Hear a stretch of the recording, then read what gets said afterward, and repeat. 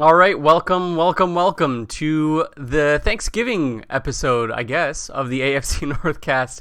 It is Black Friday. Hopefully, you got your shopping done. Hopefully, Thanksgiving was good for you and your family. It was good for ours. So, good stuff. That's why we didn't do it yesterday, though. That's why we did not record. If you're listening to the Tuesday episode, we told y'all we were going to do it on Friday, which we are. We are down a man, but we persevere nonetheless. How you doing, Chad?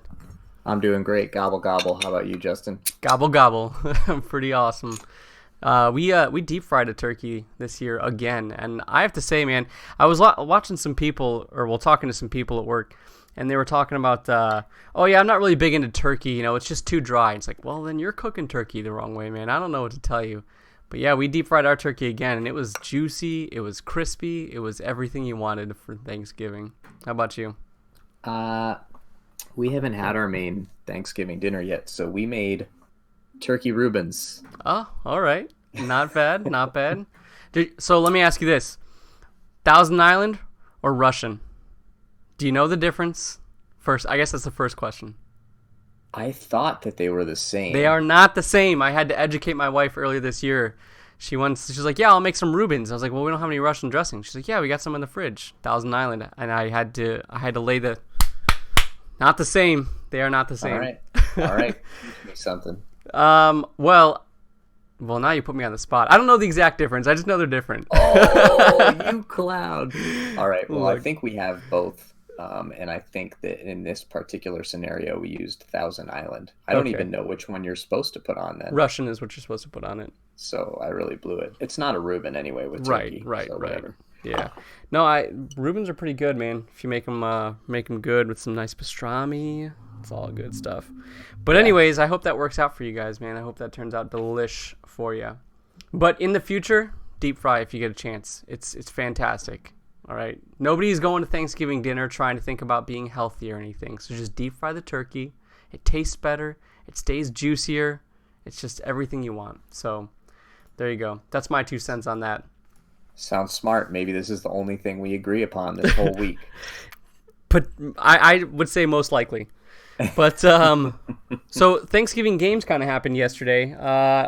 Hopefully you guys kind of watched some of them. We watched some of them as well. First game was the we're gonna talk about them just a little bit. Nothing too crazy or analytical. First game was the Bears and the Lions, which David Blow started out as the quarterback for the Lions. Not very many people know, unless maybe you were tuned in to the AFC Northcast during the preseason. But he was a third-string quarterback for the Browns. Well, I guess fourth string actually, technically. And he was competing for the third spot. Whatever, you get the idea. But he looked pretty good in the preseason. I was impressed. Like between him and Garrett Gilbert, I was like, damn, this looks like an actual standoff. But they decided to go with AAF, yeah, AAF, right? AAF champion Garrett Gilbert. So. Yeah, this blow cat, he made smart decisions early, and by smart decisions, I mean he threw deep balls to Kenny Galladay, and Kenny Mhm. Galladay's a winner. Yeah. So it worked out. They were it was exciting, and the Lions play every Thanksgiving, so I'm sure that Lions fans were really excited to just have some fun going out there playing better football than maybe they expected with some backups. It was very easy to root for them. Right. Now understand that the Lions did lose. It was a very close game, though. It was a very close game. Came down to the wire, but it was definitely a fun one to watch. I'm sure if you're a Lions fan, Matt Stafford's probably still your guy unless you've just completely jumped ship. But that being said, David Blow looks like he will be a serviceable quarterback, at least until Stafford comes back, or as a backup for whatever it is. But we'll see. You never know. Maybe the playbook comes Hmm. out on him and he ends up sucking. So, Mitch Trubisky though, man, he had a little bit of a rough day. Even though he made some plays that were crucial and that mattered, I guess. But yeah, he had a lot of really bad incomplete passes. So Yeah, he just doesn't ever really look good. yeah, And I'm sure it's getting really old for Chicago fans because basically the rest of their team is pretty darn good. yeah, And that's why people do crazy, crazy things to get a good quarterback because you can have 52 awesome players, and if that one isn't good, you're not really doing much unless you're the 2000 Baltimore Ravens and you Trent Dilfer. yeah, But yeah. that was historic. So the Bears elevate to 6-6. As it's looking right now, probably don't stand much of a chance. That win was really for much of nothing but morale, I guess. Morale for Mitch Trubisky and for was it Chase Daniels? Or no, not Chase Daniels. I forget Matt Nagy, their head coach's name, because he's been in the news of lately, maybe potentially getting fired. I don't know. Yeah, Nagy, yeah. Yeah. Speaking of coaches potentially getting fired, let's talk about the next game that happened during Thanksgiving. That was the Cowboys and the Bills, and I have to say this was the first time in my life that I've ever rooted for the Cowboys. And because if you weren't aware, so the Bills are obviously in wild card contention right now. So we need them to lose and lose consistently. So that the Bills are in wild card ownership is what they are. Yeah, let's just call it. Unless they lose out, I guess, right? It's going to have to be pretty much that at this point. They're in commanding pole position if you're into racing. Yeah, for sure. Jason Garrett looks like his job is not very secure. I don't know. They were kept showing the camera onto his face, and he had this frown going on that was just like, I am fucking screwed, was the look on his face, man. Yeah, I'm not a Garrett fan. He doesn't seem to be a good coach by any metric. But what I also don't like is that the only time that Jerry Jones comes out with these hard statements about how he's on the hot seat, blah blah blah, it's after games that makes sense that they lost. He did the same thing when they lost to the Patriots. Mm-hmm. It's like, dude, of course you're going to lose to the Patriots. That's the one time to not be mad at your coach. Yeah, because they're better than you. So the Bills are a pretty decent team. I just don't get it. Get mad when you lose to crap teams. What's he doing? Is he just going for attention or what? It's bugging me. Yeah. So it proves to me that the Cowboys are in fact fraudulent because, as it turns out, they still have not won against a team with a winning record. I wish Joey was here so he could roll his eyes at that. They are, however, the top of their division, so I don't know. They'll probably make it to the playoffs at 7-9 or something at this rate. There is always that one team that makes it in with that losing record, but Yeah, they've still, I think, technically have one of the best statistical offenses in the league. So maybe they get it figured out and kind of right it. But yeah, I think at this point of the season, you can start looking back at the schedule and looking at the quality of their opponents and what they've done. And in the playoffs, you're going to have to beat a good team some way. And it's fair to say that it's hard to imagine the Cowboys doing that right now. Right. Yeah. The Bills are pretty fun to watch, though, man. If you're part of the Bills Mafia, you're lighting tables on fire. You probably lit your Thanksgiving spread on fire. And then jumped through it or power slammed your grandma through it or something. I don't know. Power slam? That's not even a real move. Power bombed, pile drive, body slammed, something. Put those three moves together. And they look the opposite now, right? You're starting to look at the victory over the Browns and see it in a little bit of a different light. You're seeing that victory over the Cowboys is starting to, looks okay. And this is a team that may be approaching the playoffs instead of thinking, oh, this is the worst playoff team I've ever seen. It's these guys might be spunky, Mm-hmm. They got Josh Allen starting to make pretty good decisions, and he's still a dangerous athlete, good running game, and defense that is not going to quit. Yeah, for sure. For the record, the Browns won. Oh, did they? Yeah, against the Bills. That was the first game that they won. Oh, that my gosh. Broke the losing streak. It's no just need playing the odds when you don't remember. Fair. All right. Maybe the Bills do stink then. Yeah. And then, I was thinking, whatever. Anyways, let's move on. Last game that was happened during Thanksgiving. Thanksgiving night, if you stayed up for it. If you weren't just dead from all the tryptophan, that's fancy for turkey sauce. It was the Falcons and the Saints, which was wild. Yeah, it's I think it's fair to say that most of us didn't stay up for the end of this game. The Saints pretty much dominated early going. The highlights were that just Jason Tatum can do anything. He can catch passes. He can throw the ball occasionally. He can block punts. He was just everywhere. But the end of the game was highlighted by 3 consecutive recovered onside kicks for the Falcons. So the game finished 26-18, partially because the Falcons kicked a field goal, recovered 2 onside kicks in a row because one was called back by penalty, then scored a touchdown, and then recovered a third straight onside kick to basically send New Orleans' entire city into panic mode before they finally were able to shut it down on defense. But this is a kick that is recovered 8% of the time in the NFL. Atlanta just did it 3 times in a row. Special teams coach needs a raise. He's probably about the only one on the team that needs a raise, though. So let's get real. It's probably fair. Yeah, I think their entire staff was on a hot seat. And yeah, the hottest of hot seats there for a little while. But they're playing pretty competitive football right now, so they're going to be one of those teams that a shallow analyst will say, oh, the easy schedule, nobody with a winning record. But you know what? The Falcons have won 3 out of 4. They got talent on the roster, and they're not going to be an easy win for anybody that's playing them the rest of the year. Yeah. So those were the Thanksgiving games. Just kind of a quick 2 cents from those. If you got a chance to watch them, maybe you did, maybe you didn't. But it was pretty good fun, pretty good stuff. So let's talk about games that we got coming up on Sunday, though, man. Sunday is gonna be a wild, wild week, if you ask me. I think it's gonna be I don't know. It'll be fantastic. Let's just roll right into it, though. So the first game that we're going to talk about, by the way, all these games are on at 1 o'clock. I don't know how they're all on at 1 o'clock. At least 2 of the 3 games are pretty big deal games, but whatever. I guess I'm not in charge of scheduling. They'll probably put, like, the fucking Cardinals on at night or something stupid like that. But so the first game we're going to talk about, though, is going to be the Bengals and the Jets. Actually, you know what? I didn't ask you, Chad. What are you drinking tonight? I am drinking a beer called the Baltic Sunrise.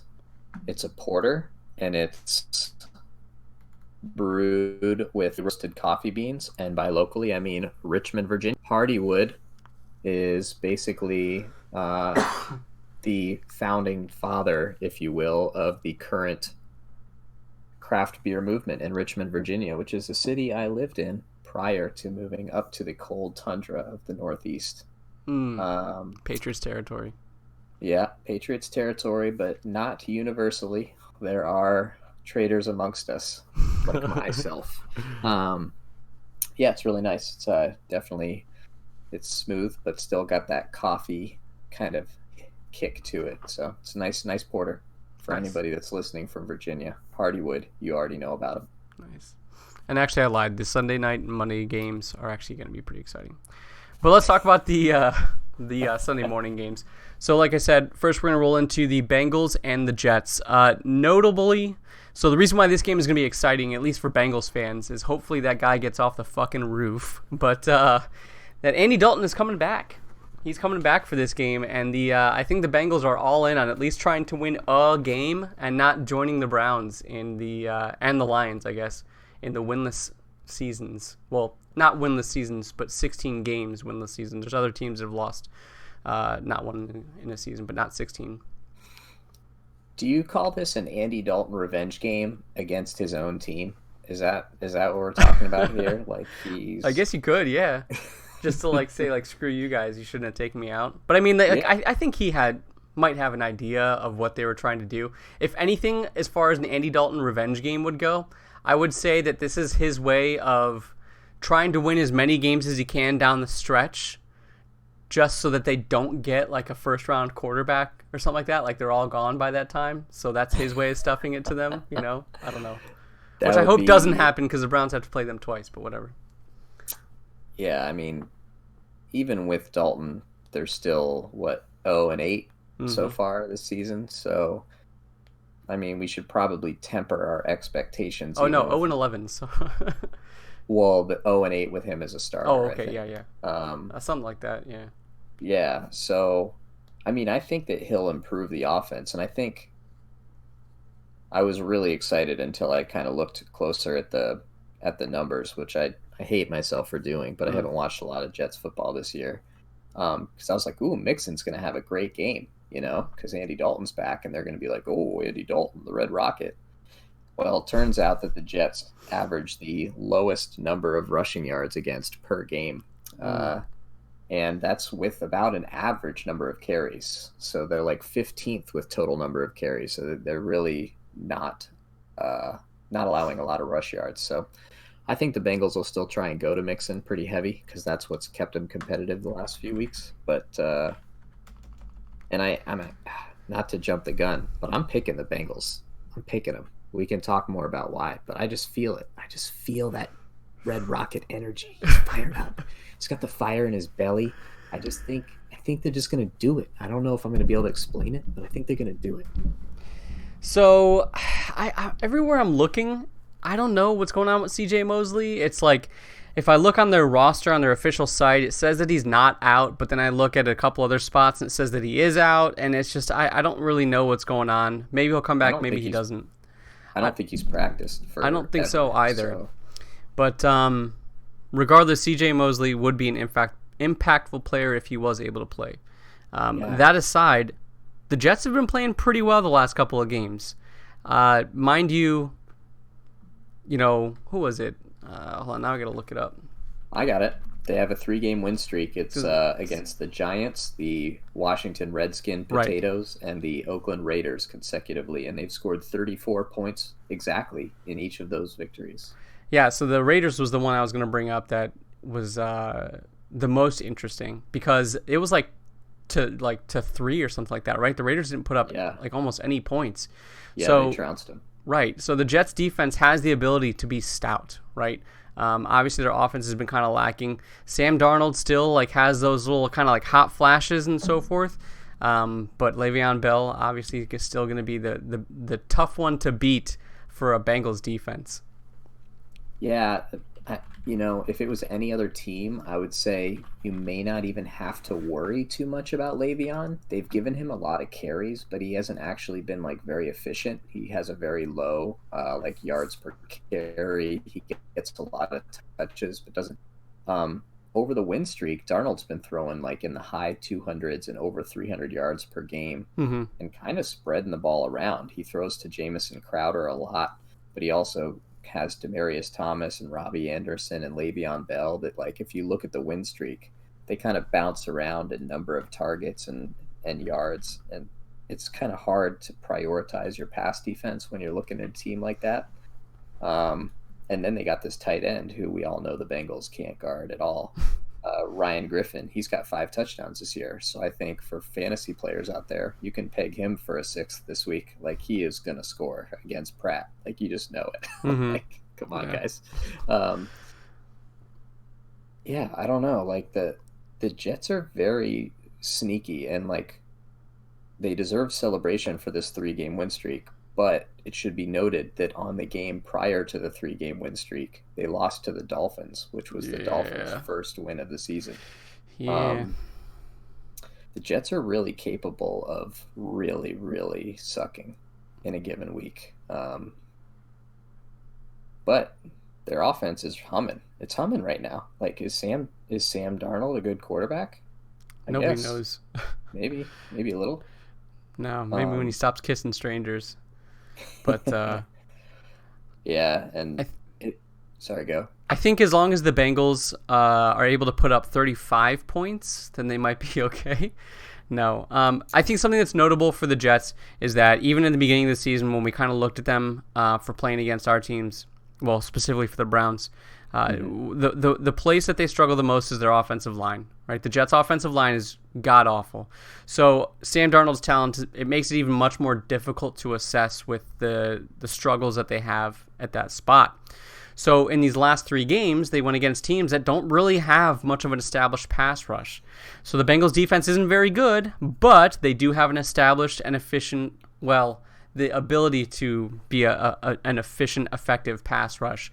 So that might be, in my opinion, the key kind of takeaway to say what's going to be the difference between the Bengals winning or the Bengals losing in this situation.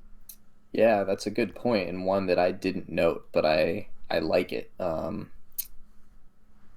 That I would think that the Bengals would be able to get pressure on them. Their whole defensive line is healthy. Hmm. Carl Lawson, Carlos Dunlap, Glasgow, Atkins. They can just cycle people in. No one's ever going to get tired. They're just going to be chasing Darnold around all day. Darnold, famous for the line, "I'm seeing ghosts out there." So he might be seeing Bengal tigers running Yep. at him, if you'll allow me to offer up a really poor joke there. There you go. One last thing I would say, because we didn't give a lot of shine to the Jets defense. If you're watching this game, which neither Justin and I would advocate because there's better AFC North football to be had, Hmm. watch number 33 on the Jets defense. His name's Jamal Adams. Mm. He's like a highlight reel waiting to happen. He's a strong safety, so he's back there defending passes, but he has 5 sacks over the 3-game win streak for the Jets. One of them, he just took the ball away from what's his face, Daniel Jones of the Giants, and just ran for a touchdown. He literally just took it like he was a small child. It was one of the most amazing football plays of the season for sure. So he's going to be a lot of fun to watch, and a guy that Andy Dalton, he might make Andy Dalton wish that he was not back on the field this week.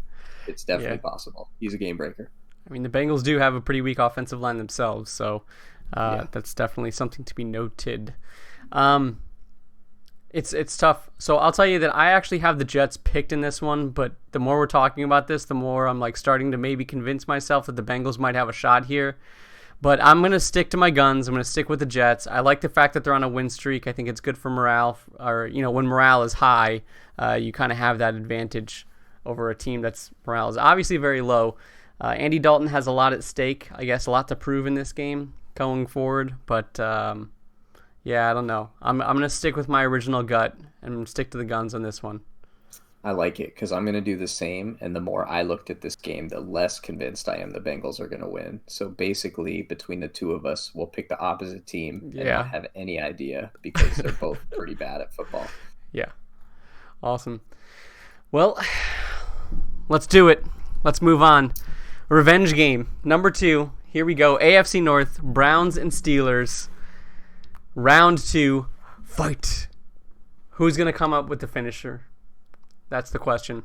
So, Browns and Steelers are going up against each other this time in Heinz Field. We didn't talk about that thing that we were going to talk about in the beginning. So you want to bring it up, Chad? Oh, yeah. There was a story going around the news, and it's hard to tell fact from fiction these days, even on the all-powerful internet, that the Steelers were going to not allow fans wearing Myles Garrett's jerseys into the stadium. This is pointedly untrue. The PR guy for the Steelers, let me quick pull up his name to do it full credence here. Burt Lawton confirmed himself that Myles Garrett jerseys will not be targeted for anything. You can wear whatever you want in terms of Browns. That's for the staff, though. Yeah, sure. I mean, you got to rep your team if you're working for Heinz Field. But yeah. So that is not a true story. You can wear Myles Garrett jerseys to the stadium. I wouldn't advise it. Pittsburgh's not Philadelphia, but they're not going to treat you nice if that's what you're deciding to do. I was about to say, when I was saying that's for the staff, who knows what the fans will do if you're wearing a Garrett jersey, man. Jeez. Right. Yeah. So, but just to clarify, there will not be anything silly like that going on. Although I will say, honestly, I don't advise it. I'd say Pittsburgh is generally a friendly place-ish. Yeah. But they would not be friendly to a person that did that. And any person that does do it is kind of asking for trouble, I think, when you make that choice. Unless you're a kid and it's your only jersey. And hey, Pittsburgh people, don't be mean to kids, okay? Yeah. Help me out. Yep. Yeah, it's like, so I love the rivalry, right? And I love the idea of even fans just getting heated at Browns fans for wearing Myles Garrett jerseys, or even Browns fans just trying to take a jab at Steelers fans just by specifically wearing a Myles Garrett jersey. Look, I'm for that type of competition with one another. I mean, Cleveland and Pittsburgh are just such similar cities. I mean, they're almost indistinguishable as far as how they're very industrial kind of cities and how they have their football roots. But, fan violence. Look, we're not Philadelphia. Let's be a little bit better than that, all right? Yep. So, this coming from a Browns fan who's responsible for Bottlegate, but, whatever. Don't worry about it. Anyways. Ancient history. Yeah, ancient history. But anyways, let's talk a little bit of specifics about the games. There are some key notables missing, so specifically Myles Garrett. But Olivier Vernon is supposed to be coming back. And honestly, the thing for me that's huge about that is that Olivier Vernon has been getting crazy awesome pressure on quarterbacks all season. I don't think he's been getting really noticed for it as much as he should be. The problem, I think, being, though, maybe, is that they're putting extra blockers on Myles Garrett, giving Olivier Vernon the opportunity to kind of make those quick moves around the outside. But that being said, he will be coming back this game.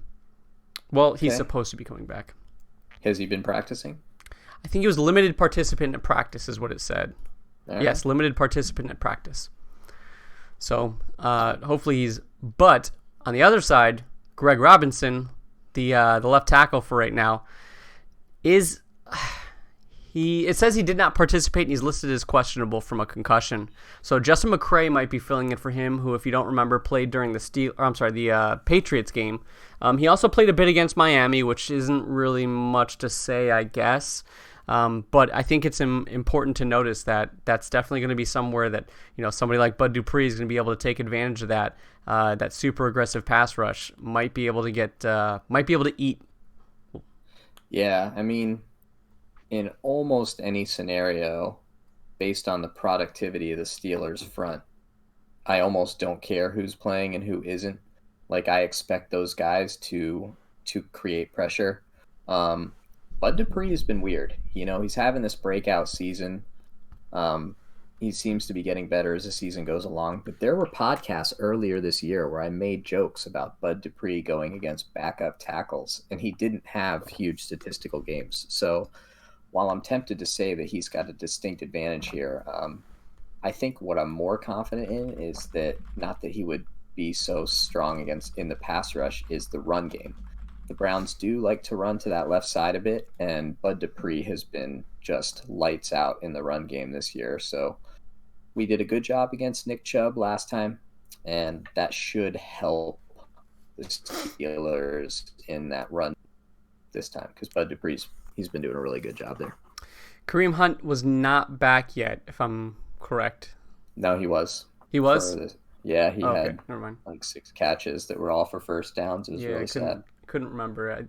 Was that his first game? I don't know. Either way, it doesn't matter. His second game. The Browns are starting to find that identity, though, with both those running backs. So if you remember earlier on in the season, the Browns had the 3 wide receiver set was their like basic roster kind of lineup. But now they actually have both running backs as starting in their, if you look at like their depth, their depth chart. That's kind of like their starting lineup. So it seems like that's going to be kind of their identity moving forward, which, look, I'm 100% okay with because it looks like they're having some pretty good success with it. So it's important that the Browns keep their heads on their shoulders, don't get overconfident, and come out strong in this game. Yeah, I agree that Kareem Hunt's going to be a huge factor. I wrote down basically like 4 keys to the Steelers creating a different result this game on defense. Starting with the fact that I want to acknowledge, like, the defense played really well. They gave up 2 nice drives and then 1 touchdown off of a turnover. It was like a 3-play, 4-yard drive. They need to not have coverage miscues against the star wide receivers. That's a big ask. I get it. It's a very big ask. These are 2 very talented players, and the Steelers basically made 1 miscue last time around, and it was a 45-yard catch for OBJ. So I know I'm asking a lot, but in order to win this game, big-time communication has to happen in the Steelers secondary against Odell Beckham Jr. and Jarvis Landry. They need to find Kareem Hunt on 3rd down. He is killing teams on 3rd down as a wide receiver this year. It's like automatic that Baker looks for him. He's got great hands. He can break tackles. It's another big problem. The Steelers have athletic linebackers, but they have not necessarily excelled in coverage. So it's going to be another big ask, but that's going to be a key for me. They have to finish the pass rush. This, I think, they might be able to do a little better. This would be more of an expectation. Last game, they were able to collapse the pocket, but Baker, in my opinion, had his best game navigating the pocket, and it killed us. So they need to finish the pass rush, particularly TJ Watt. We know Baker likes to drift to his right. That's where TJ's coming from. Maybe dial back the aggressiveness a little bit and just wait for him to come to you, because TJ can get off the block and has the athleticism to chase him down. And finally, somehow the Steelers have to win the turnover battle by like I think two or more, and that's the key to the defense. Am I asking too much, Justin? I don't know, man. So the defense is actually what obviously is what's going to scare me because the defense has played so well all year. Um, there's also murmurs of potentially David Njoku coming back. He's on the like reserved waiting to come back list or something like that. I don't know what it's really called. And honestly, even if he turned out that he was, healthy as could be, I would still, I don't know, man. Part of me still kind of says like, don't try to install him and then complicate some things with players that have been meshing so far this season. Stick to what you did last game and murder him. That's all I got to say. And stay strong in the third quarter, man. I don't know. The Browns need to like come out of the locker room at the third quarter and stay strong. They've just like they give up way too much in the third quarter. So Yeah, it seems that, and your point to focus on that is definitely a good one because that's when you can really see good coaching staffs shine is those adjustments they make between the first and second half. Um, did you have anything else kind of focus on the Browns offense? I mean they're no, good. I They're mean playing a lot better. they gotta keep going through. I mean, so the Steelers defense is really good. Statistically, their pass defense is much better than their run defense. Baker Mayfield only had 193 yards against Pittsburgh last game, which shows that they need to continue to kind of go through Nick Chubb and Kareem Hunt to be successful. So I would say stick with the run, attack them through there, and don't turn the ball over again. Right, the last game they had 0 turnovers, so if they kind of keep that up, they might have some success. Yeah, I think the Browns have enough talent that if they stick to the identity they've kind of created, which is, Yeah. Chubb's going to get a ton of touches. They're going to do some nice kind of quick read stuff with Kareem Hunt and Jarvis and Odell and these quick routes, and they're going to shoot those tight ends up the seam and maybe attack you deep occasionally. Mm-hmm. They'll do well. I think the turnover battle is key. And that's where I'm going to jump to the Steelers offense because the Steelers offense is downright not good. They are bad. They are starting Duck Devlin Hodges this week. I think the general consensus is that this is a smart decision. So I'll just roll with that. I don't think Duck was amazing after coming in for Mason Rudolph last game. It was statistically pretty pedestrian. He showed a lot of the same kind of anxiety in the pocket that Mason Rudolph was showing once he seemed rattled. So against this Browns pass rush, that could be a big problem if the Steelers' offensive line doesn't play really well. They will be missing Marquise Pouncey, who's serving the second game of his suspension. BJ Finney's pretty decent, so I'm not super worked up about it. But pretty decent might not be good enough against Sheldon Richardson and Larry Ogunjobi. It just might not. Like, they might attack him and it might work. They're also going to be out Juju Smith-Schuster almost certainly. Yeah, so that's their number one wide receiver. He hasn't had statistically that good a year, but he's so good after the catch that he draws a lot of attention and he can make things go because of that. So that's a problem. But he's been out for a few games and we're almost used to it. So, we'll just roll out there with Deontay Johnson and James Washington. And, maybe Deion Kane will come out there and get 2 targets, one for a sweet deep catch and another one for a pass interference. And if he does, I'll take it. And it also looks like we're probably not going to have James Conner. So that's, it's just not great. The upside is that Benny Snell seems to be a bit of a revelation. I'm not going to call him Kareem Hunt or Nick Chubb or any of that. But he had a pretty decent game last week, and particularly just in terms of being in football shape. He came off a little minor surgery. He got 21 carries for 98 yards. well over 4 a carry, and he's good in pass coverage. Like, we need someone to help out when you've got that aggressive pass rush that's probably going to blitz and try and, scare Duck, out of the blind, as it were. Pun intended. Hey, bazinga. Nailed it. So he might be pretty good, and this Kareth White guy showed some potential on his first few carries as an NFL back. So, who knows? That might be the best he ever plays. 4 carries for 40 yards, and he's out of the NFL. Or maybe he'll do something. The reality is this. Like, this offense needs A, short fields via turnovers, or B, shorter fields via penalties. Like, if the Browns play a clean, intelligent football game, it will be very difficult for the Steelers to score more than 14 or 17 points. That's just me being honest.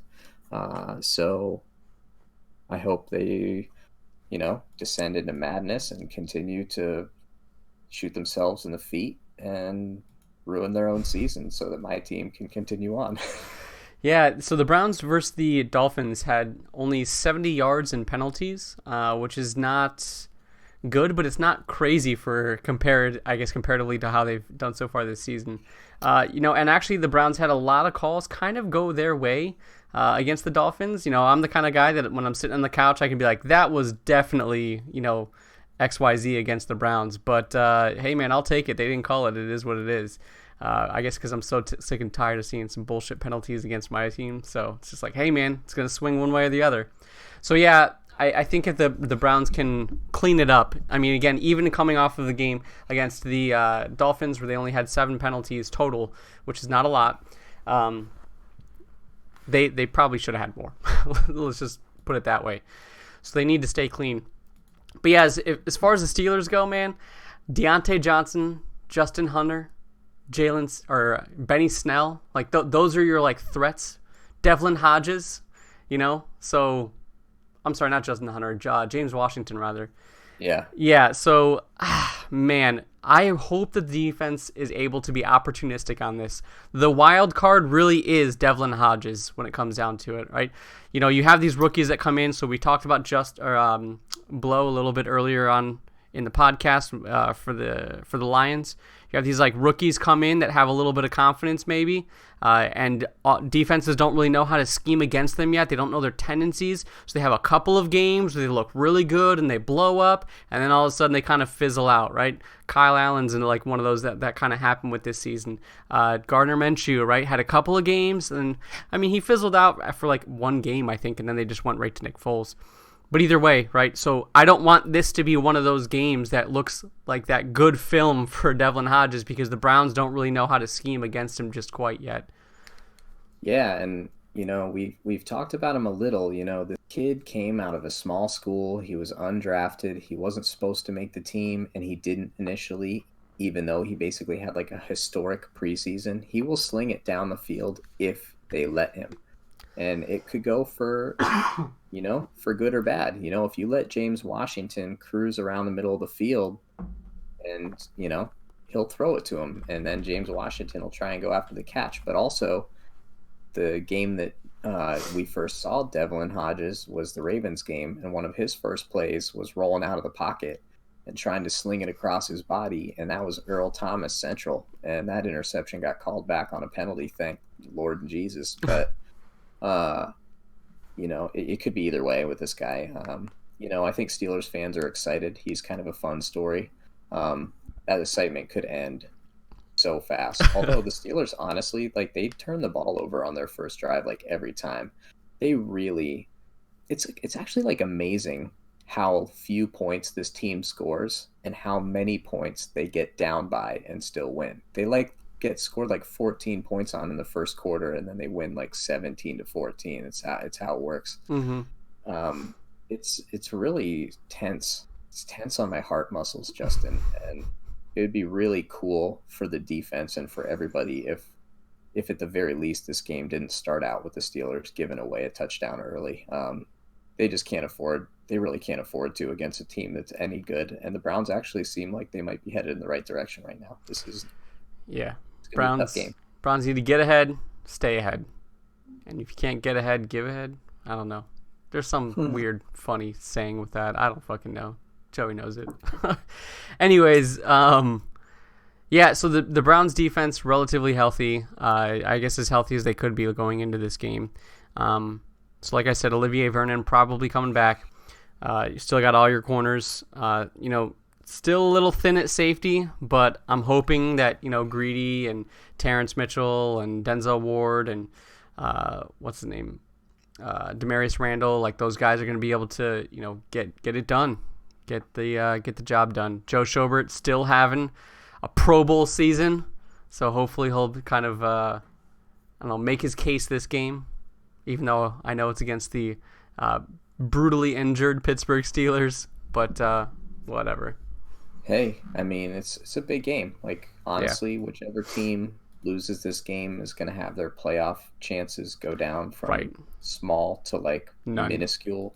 And the team that wins is going to have their playoff hopes go from kind of small to like half reasonable. So it's like, make no bones about it. Even setting all the drama of 2 weeks ago aside, this is a big game. What it lacks in maybe perfect football that we might talk a little bit about from our next game, it's going to make up for in impassioned fervor and intensity. It's going to be a great game. It's going to be in Heinz Field, which is why I can say, without blowing too much smoke, that I'm picking the Steelers because the environment's going to be crazy. The defense is really good. And I think that what the Steelers lack in talent on offense, they make up for in mystery. There is like no tape on half the players that are going to be holding the ball in this game. That's true. Yeah, and that mystery could be the key. Look, man, I think this has a potential to be another. I know I just said this last week, but like a trap game, right? Because the ability, or the I guess the inability of the Steelers' offense right now. All the injuries and the questions that going into that. Now, I'm hoping that the aggression and the rivalry is going to be lit and it's going to be fired up just enough that the passion is still going to be there, even in the third quarter coming out of the locker room. But, yeah, man, I worry about things like this. These are the things that keep me up at night as a Browns fan. These games that on paper they should be winning, they should do well, they should run away with no problem.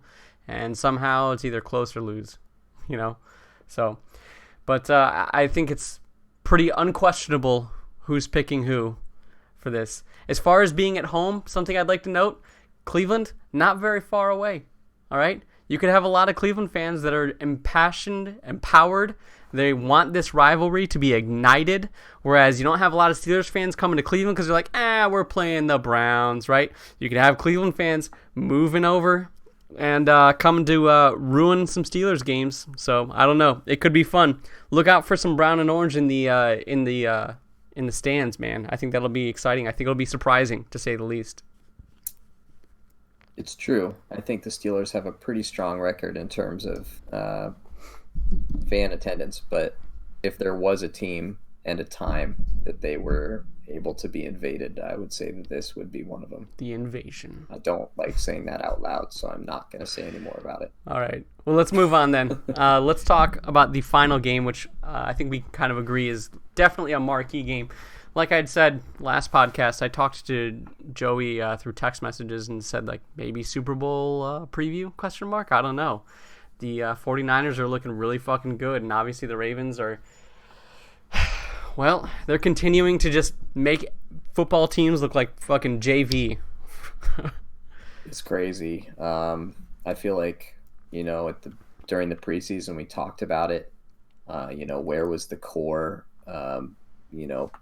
The pivotal stuff in the schedule, and it was going to be after the Ravens bye week. They had about a month and a half of tough sledding, and it really hasn't felt like it. It really hasn't felt like it at all. They've just thoroughly embarrassed like every team they've played for the last month. And here I am about to say yet again for the fifth straight time, like, this is a team that could challenge the Ravens. They could. They maybe won't, but they could. If there's a team left that can do it, it's this one. I guess starting with like the 49ers defense, they're awesome. They have an awesome defense. They have a talent at every level. they're stronger against the pass than the rush. Similar, they're actually very similar to the Ravens defense. Um, the difference being that the strength of that, I think, is more in the front than the secondary.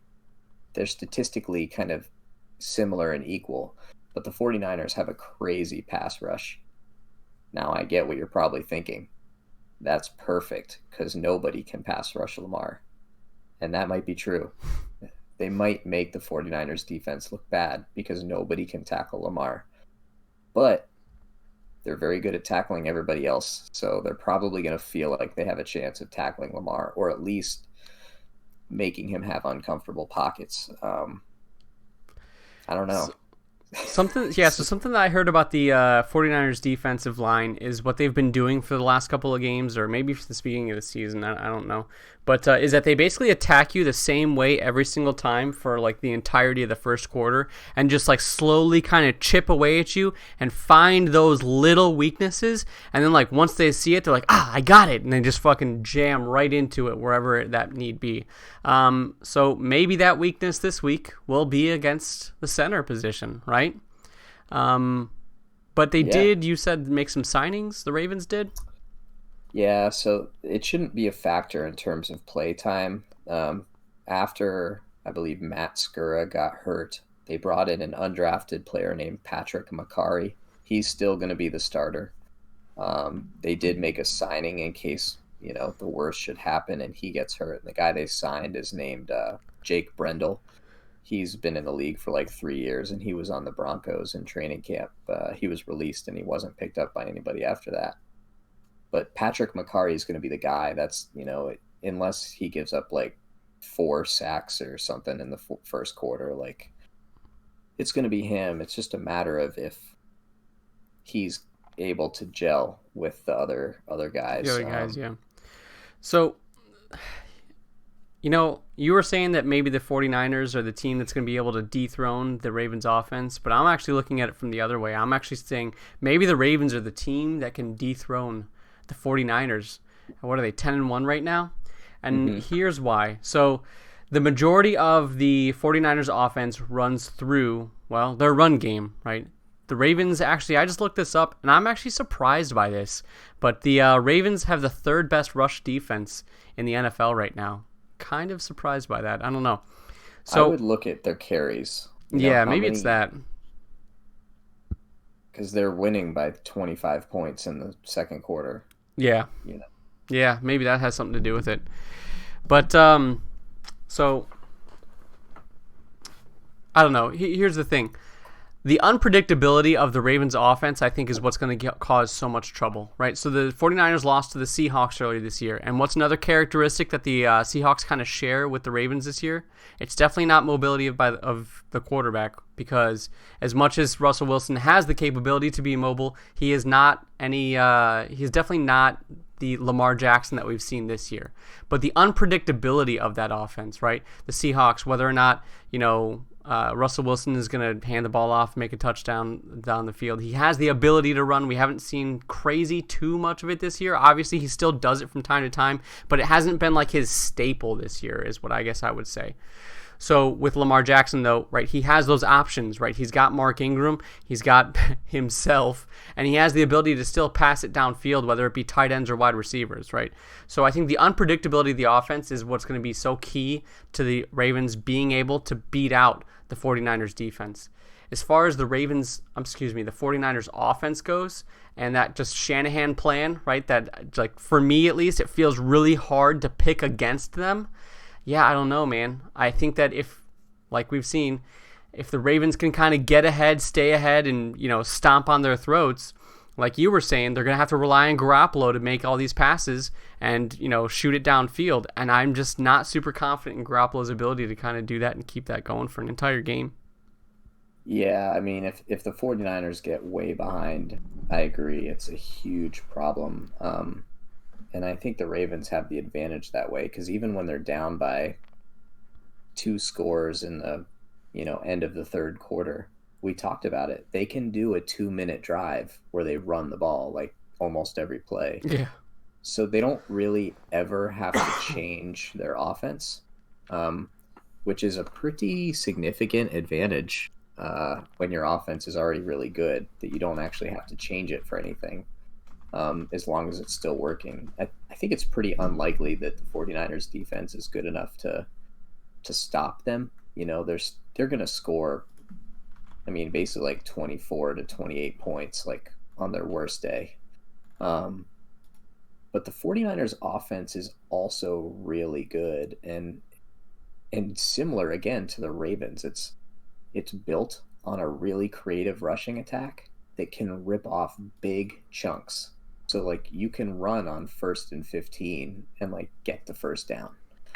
Similar to the Ravens. Now the Ravens do it with an uber athletic super freak, and the 49ers do it with like a really great offensive line and some really clever schematic maneuvering.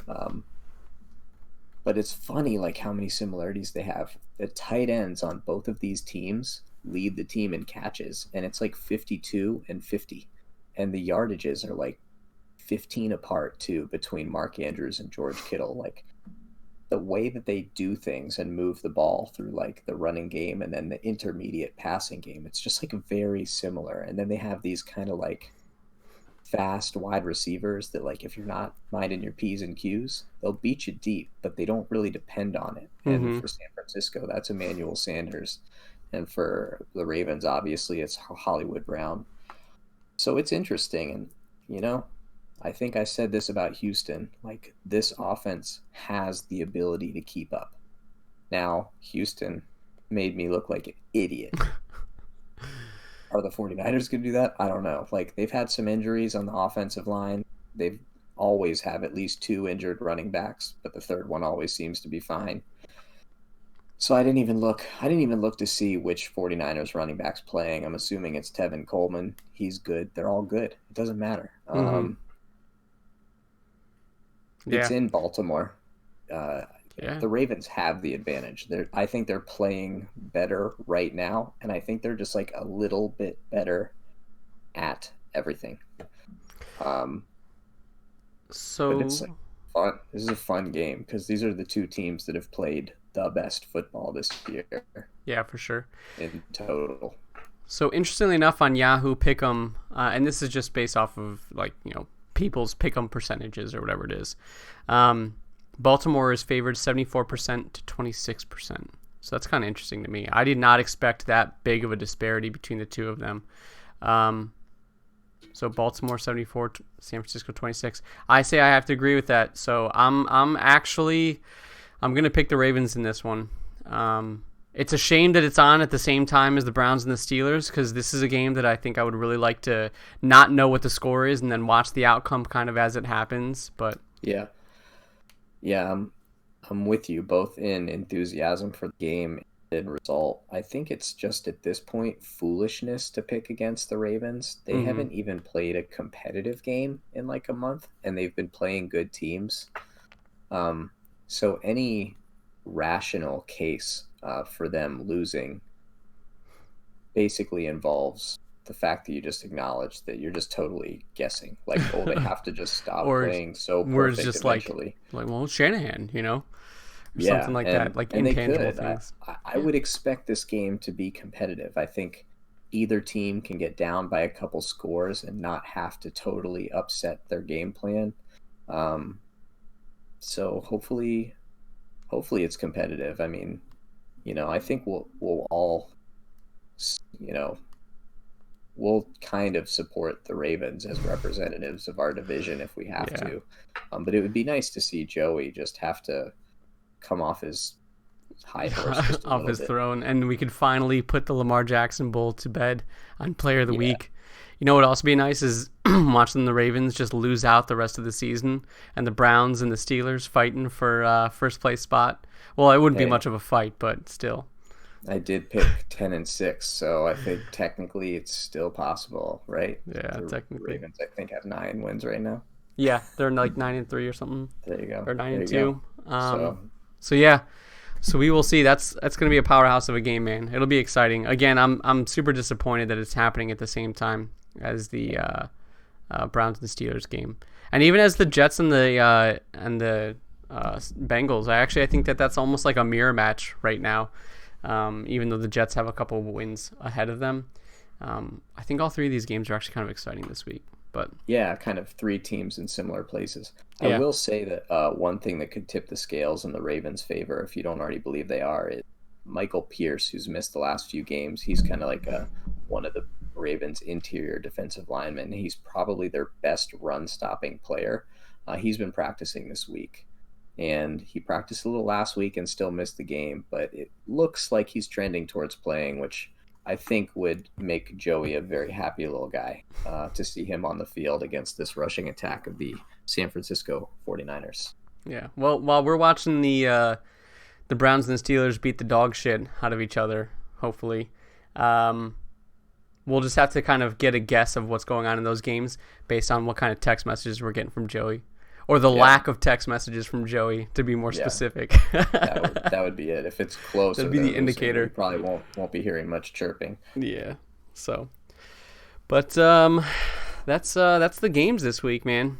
I'm super excited, man. It's gonna be fucking awesome. It's a good week. It's probably the last week when all three of us are gonna legitimately feel real enthusiasm for this season. Yeah. One of us is going to be at the very best on the precipice after this week, and it's probably not going to be Joey. Yeah. You never know. Maybe actually they get beat so bad that they get 2 losses on their record. I don't know. But yeah. I would never say this. I would never say it, but someone could say that Joey would be on the precipice if Lamar Jackson got hurt. I would never say that. Oof. But someone could say it. Oof. Well, I don't know, man. Trace McSorley. Yeah, I don't know. But yeah, so dang, that's all the games. Talked a little Thanksgiving. Talked a little bit of AFC North football. 2 days from now, Sunday. Be fun. Anything else you want to talk about? I don't feel a ton of pressure, too. I haven't looked super closely. I mean, I picked all the games this week. Yeah, I picked them all. I haven't looked super close either because just with holidays and then I'm ending my semester, so things have been kind of tough. But and plus, we've already had 3 games. We already talked about another 3, so like for any other games we'd be picking, there's like only other 6 other games that we could pick from. So it kind of puts a little bit of a mute on that. We can say this though, since you guys are going to have to pick which AFC North football to watch. Don't feel like it's over for you. As Justin said at the beginning of the podcast, the Sunday night and Monday games are both great football games for anyone that's interested in the playoff picture. Mm-hmm. Sunday night, New England is playing at Houston. Yeah. So this is going to be a great AFC game for anyone tracking what's going on. AFC playoff picture. Can New England kind of get their crap back together after struggling the last few weeks? And then Monday night, Minnesota at Seattle. Another great matchup between two teams that are looking to be, playing in January and maybe February. So there's good football to be had outside the AFC North. You don't hear about it a lot from us, but it's there. Faux show.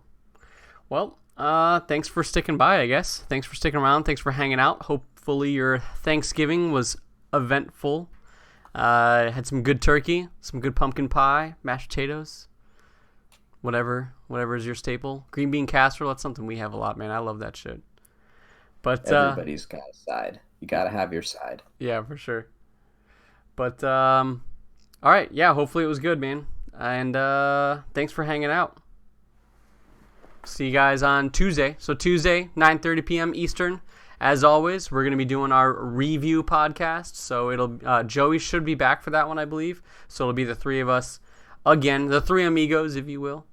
And of course, again, the next preview game on the following Thursday. So, but all right, catch it easy. I can't even fucking talk. Take it easy, everybody. Catch you later. Go Steelers. Go Steelers.